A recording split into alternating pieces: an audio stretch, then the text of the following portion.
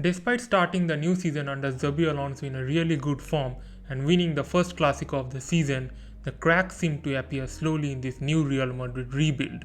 At this point, it is very easy to just blame the manager, but let me explain why he is not the only problem. Alonso has made three key changes to make Real Madrid play a more structural, possession-based football.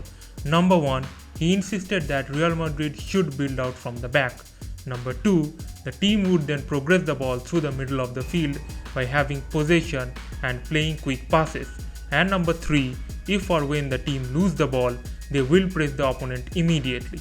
These changes are actually core to many modern possession-based sides, and Alonso's Leverkusen also played in a similar way.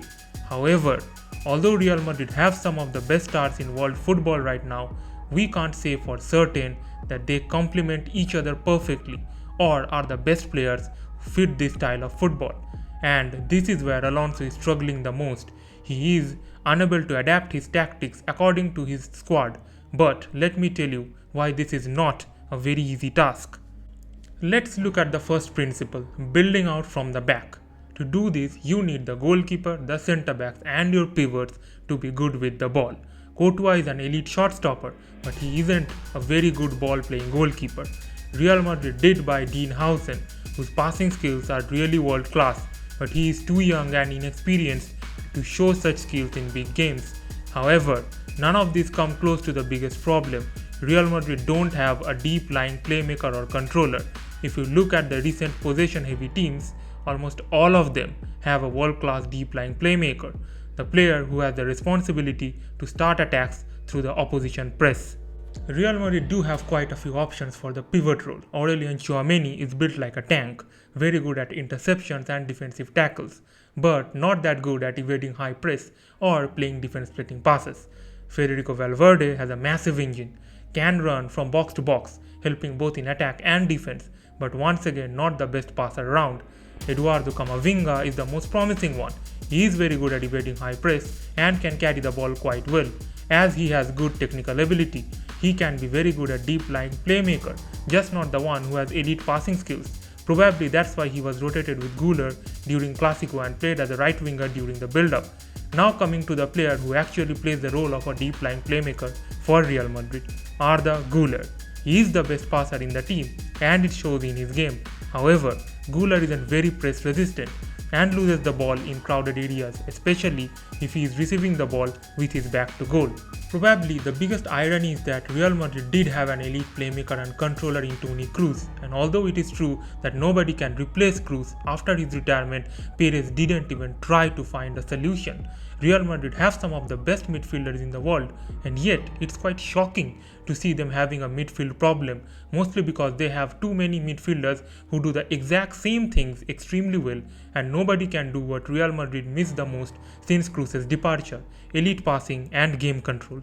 Yes, buying a player who is very good at controlling games from the deep is a solution, but I feel if instead of just relying on Güler, Alonso combines the passing ability of Güler, Trent and Howson with the ball carrying ability of Camavinga, Carreras and Valverde, he might come up with some clever sequences to build up from the back.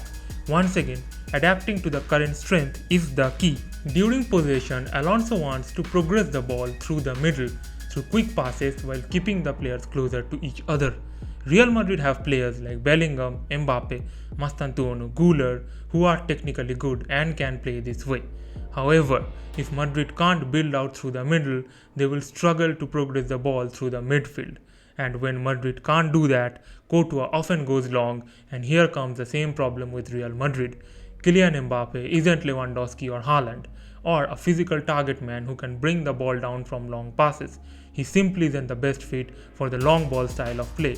The other option that Madrid often choose, or are rather forced to choose, is to go wide, especially to Vinicius, who has been the star of Madrid for the last few seasons.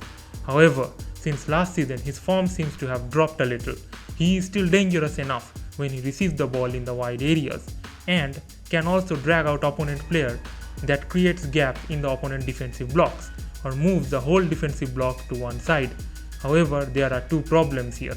First, Vinicius usually likes to cut inside and attack alone, instead of combining with a fullback or midfielder who might be in space. And second, even if the left-sided overload drags the opposition on one side, Real Madrid don't really have a significant attacking threat from the right side to take advantage of the overload. Even if Vinicius does find a way and play the ball into the box, Real Madrid's box presence is probably one of the worst in Europe.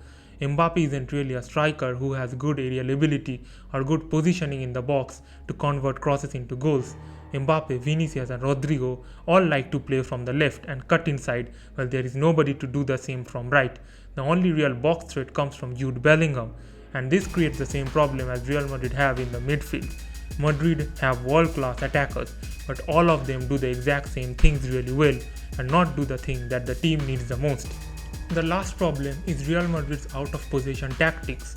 When the opposition is building up, Alonso wants the team to go for a man-to-man high press, which works as long as the opponent doesn't use it against you. We first saw this when Madrid faced Xabi's Marseille. Teams are now dropping their centre-backs and pivots against Real Madrid to drag out the Real Madrid first line of press, while keeping their physically strong attackers high up the pitch. This creates a separation between the first and second line of press, which opens up large gaps in the middle of the field. Both Marseille and Barcelona were able to beat the press, but none of them could actually exploit the gaps that opened up. However, we saw Liverpool do that quite well. They played long balls to Salah and Ekitike, who did a great job in holding up the play and exploiting the gap in Real Madrid's press. Combine this with the fact that players like Vinicius and Mbappe often make mistakes in the press as they haven't got much used to this style of defending. However, the more worrying problem at the moment is the fact that Madrid's out-of-possession structure seems to have changed from what we have seen at the start of the season. At the start of the season, Madrid had one of the best defensive records, and that was mostly due to a proper out-of-possession shape. In the last few games, it seemed like the defensive shape was completely gone. Bad out-of-possession shape was one of the biggest criticisms of Ancelotti, and if Alonso can't solve that, then it's hard to justify his appointment. In my opinion, the out-of-possession structure should be brought back, but also Alonso should try to play in a compact mid-block and press only when necessary.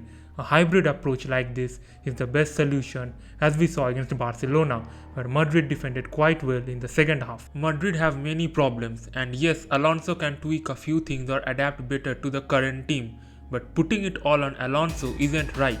In my opinion, the board should give him more time and at least a few resources that fit his style. But as we all know, in Real Madrid, everything needs to happen instantly, and the big decisions to sign players rarely come from the manager.